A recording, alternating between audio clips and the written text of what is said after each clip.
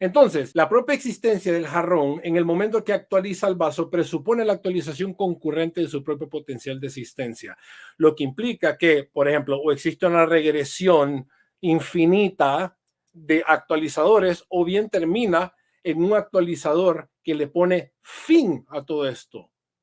5, 4, 3, 2, 1. Arranca mi buen amigo Luis Faraj. Tiempo. He estudiado a mi oponente en un libro que sacó de 27 páginas y yo hice esto buscando a sus argumentos en contra de la existencia de Dios. No encontré ninguno tan solo, pero sí me encontré con una cita muy interesante en su libro, El libro negro del ateísmo. Dice Asdrúbal: siempre cuestioné lo que me trataban de enseñar las personas en el tema de religión. Era ilógico, ya vamos a ver qué es la lógica, dice que era incoherente, que era falto de evidencia y hasta contradictorio. Pasan los años sin respuestas y dice el que ya era un adolescente y con mayor seguridad de lo que ya sabía, que sus conocimientos se basaban en hechos. Vamos a ver eso también hoy. Y no como lo que le enseñaban, que se basaba en creencias. Estas son las creencias de Asdrúbal, ahora ya mayor. ¿Por qué cojo como ejemplo el bosón de Higgs como característica? Porque imaginémonos que dos partículas, el momento de chocar, estas dos partículas son dos autos. ¿Qué vamos a tener? Vamos a tener un parabrisas roto, vamos a tener un guardachoque roto, tal vez una llanta por aquí, una llanta por acá, bajo la lógica normal. El bosón de Higgs demostró que estas partículas al chocar, vuelvo a la analogía del auto, si dos autos chocan, va a salir un barco, va a salir un camión, va a salir, o sea, esto demostró, porque primero fue teórico y luego fue práctico, se llegó a la demostración. Esto demostró que sin existir ciertos elementos, los mismos se pueden crear a partir de algo. Y este algo no es ningún Dios. Eso por tomar un simple ejemplo. Muy interesante que dice que el bosón de Higgs comprobó, y utilizando la alegoría del carro, que dos partículas chocan y crean barcos y autos. Yo no voy a utilizar ese tipo de lógica hoy. Yo voy a utilizar el método deductivo. Primer premisa: todo lo que pasa de lo potencial a la actualidad tiene una causa. Y para ello vamos a tomar como ejemplo un vaso frío con agua. Por ejemplo, nuestro vaso frío con agua eventualmente, o sea, potencialmente puede ser más frío de lo que ya es o más caliente. Pero ambas posibilidades o potencias van a depender del ambiente en el vaso que se encuentra. Entonces, ese paso de la potencia al acto, en nuestro caso, en este ejemplo, parte de algo por encima, lo que podemos llamar, por ejemplo, el sol, el aire acondicionado, depende cuál es este actualizador. Entonces dice que dicho ambiente sería la causa de este cambio. Ahora, no solamente notamos que el vaso está allí, sino que está encima de algo, nuestro jarrón, que también está encima de otra mesa que finalmente está encima del suelo. Ahora, notamos que nuestro vaso con agua no se puede sostener así solo en el aire, sino que depende de otra cosa. O sea, mi gente, la potencialidad que el vaso esté a 5 metros suspendido en el aire está siendo actualizado por la mesa. O sea, lo que hace que el vaso esté ahí prácticamente es todo este conjunto jerárquico. Esto es una serie jerárquica, lo que finalmente nos lleva a la fundación material de todo, que sería el mundo. Ahora, nos tenemos que hacer una pregunta.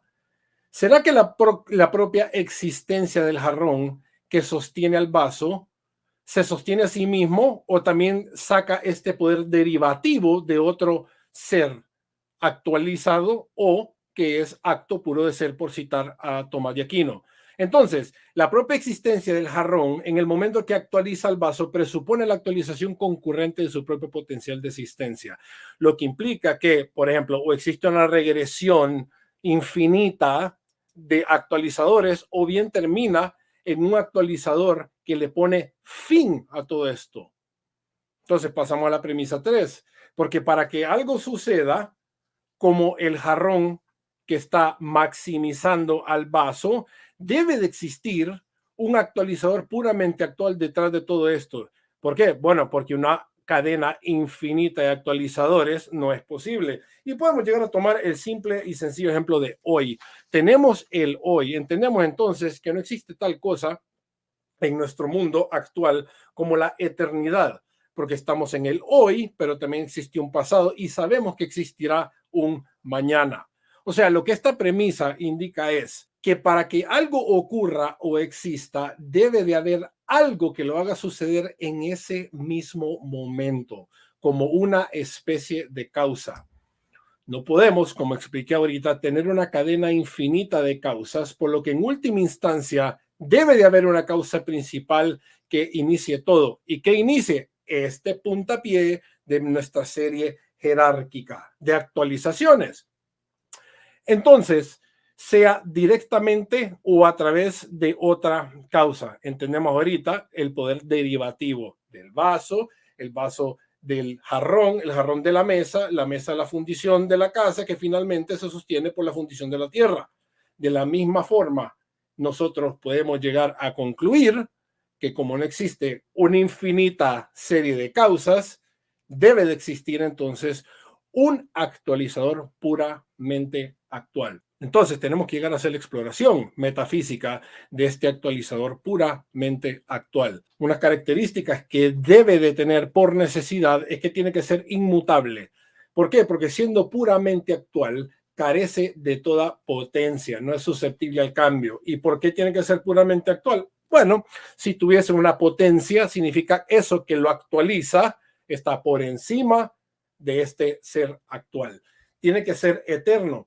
Si este ser puramente actual existiera en el tiempo, tiempo lo definimos como calibración del cambio, entonces sería susceptible al cambio. Y esto que hace que este ser cambie está por encima de él. ¿Por qué? Porque lo actualiza.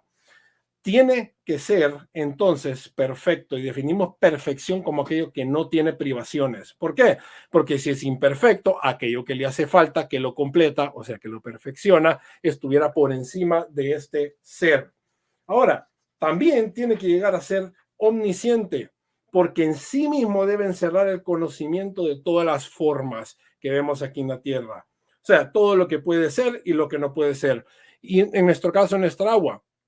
¿Cuál es una cualidad intrínseca de nuestra agua? Por ejemplo, el agua no rebota. ¿Por qué? Porque no es parte de su esencia. El agua puede llegar a mojar o a quemar, depende.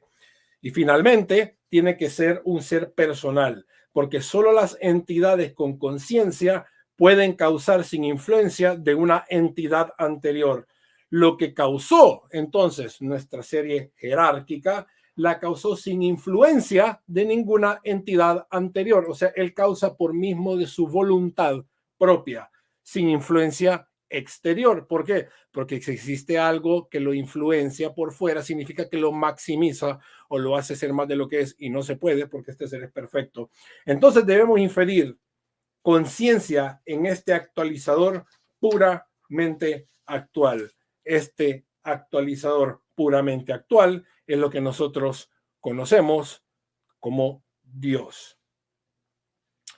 Esto también indica que Dios en sí mismo encierra todos los valores y deberes que conocemos en la tierra.